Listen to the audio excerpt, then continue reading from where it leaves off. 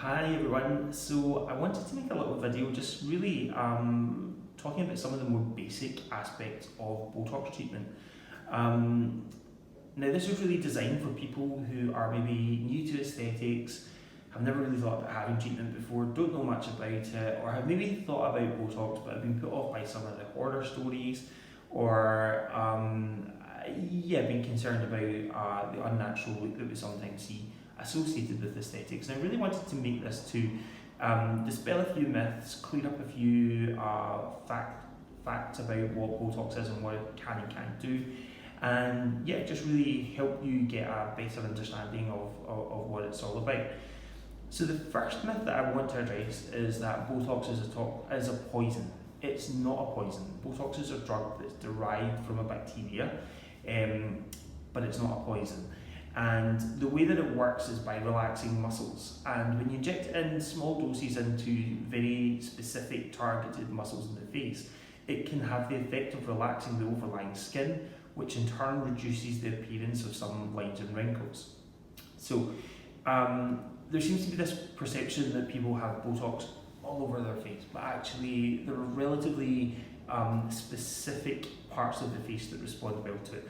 And where it's most useful is in the upper part of the face, particularly for lines across the top of the forehead, the crow's feet lines around the eyes, and the frown lines that people get in between the eyebrows. Those are the areas that we most commonly treat with Botox.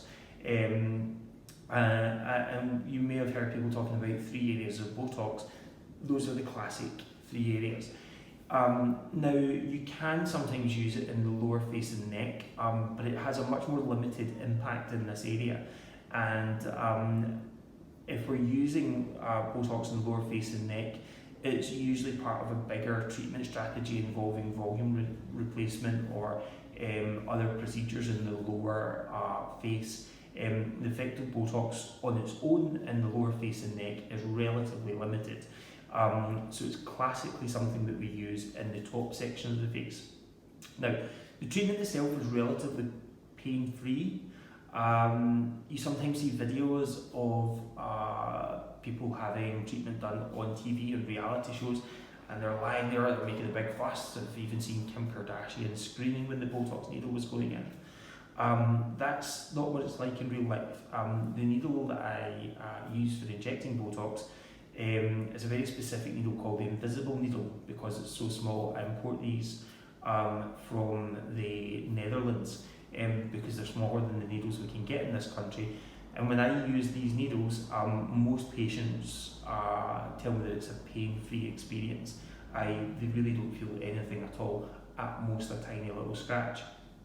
Now, immediately after the treatment, there is always a little bit of redness just around the dots where the needles have gone through the skin, and that usually takes about 15 or 20 minutes or so for those little marks to disappear, and then at that point most people will go back to normal activities. So we literally have people come in and have Botox done on their lunch break in between working hours and going back to the office without anyone being able to tell that they've had anything done. It then takes about 2 weeks for the treatment to reach its full effect. Now, you start to see changes usually within about 3 or 4 days, but it takes a full fortnight for it to get to its maximal impact, and that's when you can assess the full outcome of the treatment. And then it usually lasts for around about 4 months. That's the sort of average, but it can be anywhere between 3 and 6 months, just depending on how your body reacts to the drug. But 4 months is the norm. So most people will be coming to do this maybe 2 or 3 times a year. And that's, when you start off, it might be 3 times a year that you do it for the first couple of years, and then longer term, usually every 6 months, a couple of times a year is enough just to maintain the effect and maintain the quality of the skin. Now, one of the biggest concerns that people have with Botox is the potential for an unnatural result. We have all seen people with frozen faces that don't move, they can't frown, they can't wriggle their eyebrows, and it looks a bit scary. It doesn't make you look at them and think, she looks well, she looks youthful. You just look and think Botox. And a good Botox treatment shouldn't do that. It should be about improving the quality of the skin, reducing some of the lines and wrinkles that may cause you some psychological concerns, and really it's about making you feel better when you look in the mirror. My objective in doing this treatment is not to necessarily make everyone look 20 years younger, it's to make you feel a little bit more confident when you look in the mirror and not be distracted by some of the negative features that you may associate with the aging process. People also have concerns about the potential for complications and side effects from the drug, and the most common side effect is actually a headache. That's actually pretty common. It happens to about 1 in 10 people, and it usually is relatively minor, disappears of its own accord within a day or two. And when I speak to people who have experienced that, they usually tell me that it's not even bad enough to take paracetamol. So that gives you an indication of the severity of it. And then, much more rarely, about 1 in 1,500 people can develop a droopy eyelid as a side effect of the treatment. Now, that's a bit more of a nuisance if it happens, but it really doesn't happen very often. And if it does happen, it's something that goes away usually within a few weeks. And the reason that it can happen is when you inject the drug, it doesn't just stay where you put it, it spreads out a little bit, and sometimes it can just spread a little bit too far and get into a muscle that we didn't intend it to. But as I say, that's extremely unlikely in experienced hands.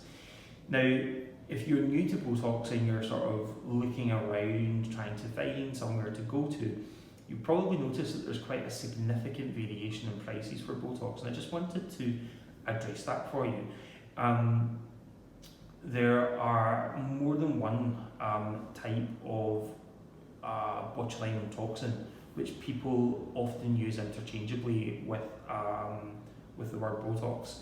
I.e., they say you're getting Botox, but actually it's a cheaper substitute drug. And there are a couple of cheaper drugs that are available that do similar things. But we don't use those sorts of products in the clinic. My preferred toxin is the original Allergan Botox. And the reason I prefer using the Allergan brand is I think for the majority of people it lasts longer, it works better, and it's much more targeted. And I think working with that particular product, I can achieve a more natural result for most of my patients. It also happens to be the more expensive of the drugs available, but I think it is the best, and for me that's the most important thing. The second thing that impacts the price is the dose that's used. So you may think of Botox and think, oh, I only want a really small dose, and I want to keep it really, I just want the minimal amount, and that's sensible. But using a small dose doesn't guarantee that you will get a natural result. That's the first thing that I want to say. Using a small dose just means that it will wear off quicker. What determines how natural the result is where exactly the drug is placed during the procedure. So we also use very therapeutic doses rather than going for some of the smaller doses because I think that will last longer for my patients. And then the third thing that comes into play is the experience of the person doing the treatment. So I personally do about 2,500 Botox treatments per year. And so for me, injecting Botox is a very intuitive, instinctive thing. And that also plays a factor in the pricing of the treatment. So hopefully that's enough information to give you an overview of Botox and what's involved. If you have any questions about the treatment, please feel free to drop a comment in the box below or send us an email through the website at www.drdarrenmckeown.com.